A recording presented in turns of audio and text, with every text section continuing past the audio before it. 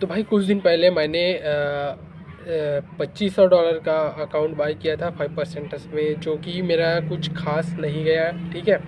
वो ऑलमोस्ट अब ब्रीच होने के कगार में है, ठीक है। मैंने ट्रेड तो होल्ड करना सीख लिया, मगर भाई जो एंट्री है ना, वो इस बार बहुत ख़राब एंट्री रहा भाई।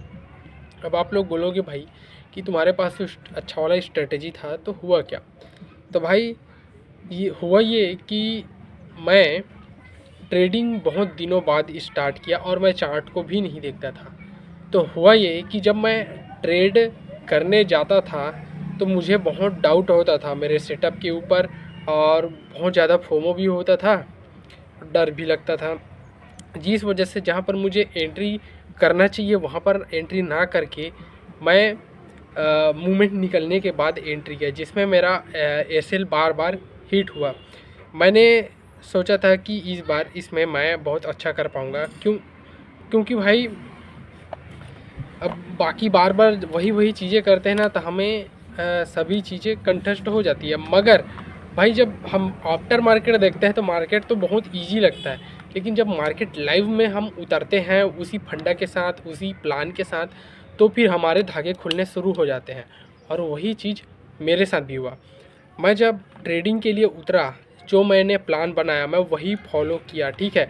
बस जब मैं लाइव में उतरा तो बहुत दिन बाद उतरा, जिसकी वजह से हुआ ये कि भाई एकदम से ना डर सा लगने लगा, अपने सेटअप पे ना विश्वास नहीं हुआ, पता नहीं क्यों।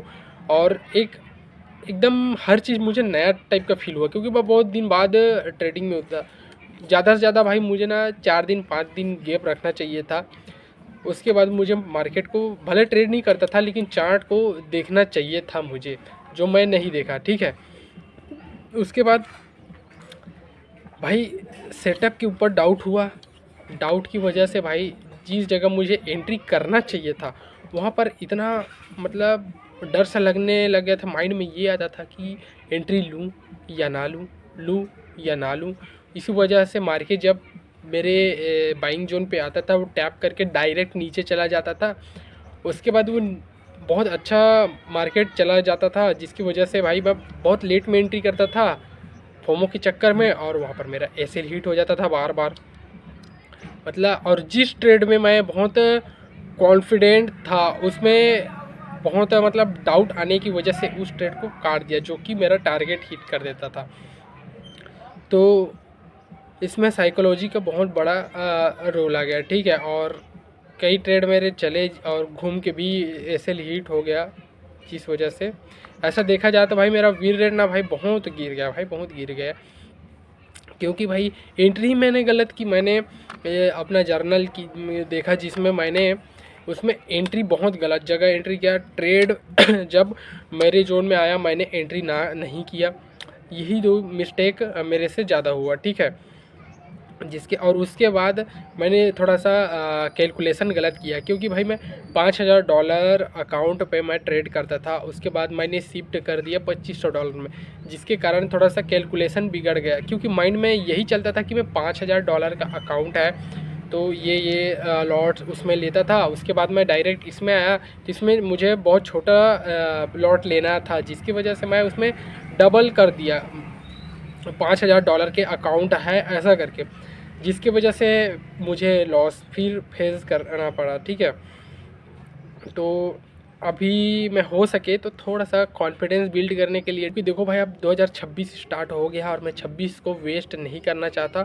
इसमें मैं बहुत मेहनत करना चाहता हूँ और इसमें मैं प्रॉफिटेबल बनना चाहता हूँ, क्योंकि भाई मुझे प्रॉफिटेबल बनने के लिए 4000 से $5000 बस प्रॉफिट करना पड़ेगा, जो कि भाई ज़्यादा बहुत बड़ी बात नहीं है। मेरा ओवरऑल लॉस 4 से $5000 के बीच है, तो उसको रिकवर करना कोई बहुत बड़ी बात नहीं है। मगर हमें कुछ चीज़ें जो है उसको अपने लेवल में लाना पड़ेगा, सिस्टमेटिक तरीके से ट्रेड करना पड़ेगा। तो मैं सोच रहा हूँ इस बार $10,000 का अकाउंट लूँ 5% में ही, और इस बार मैं क्या बोलते हैं उसको, सेल लिमिट ऑर्डर में काम करूँगा। क्योंकि अब क्या है, जब मार्केट एंट्री पे आता है तो वही माइंड चलने लग जाता है, इसलिए मैं सोच रहा हूँ कि लिमिट ऑर्डर में काम करूँ।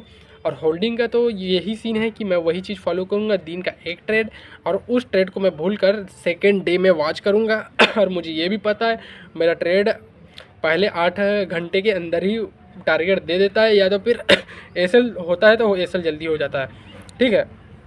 तो ये सारी चीज़ें अपने बारे में हमें पता होनी चाहिए, तभी हम उस गलती को नहीं दोहराते हैं। मेरा मिस्टेक यही है कि मैं गलती दोहरा रहा हूँ, और आप लोग भी प्रॉफिटेबल इसीलिए नहीं हुए होंगे क्योंकि आप भी वही गलती को एक लूप में करते रहे होंगे। ये आप लोग ऑब्ज़र्व करना, ठीक है। और मेरा भी वही हुआ।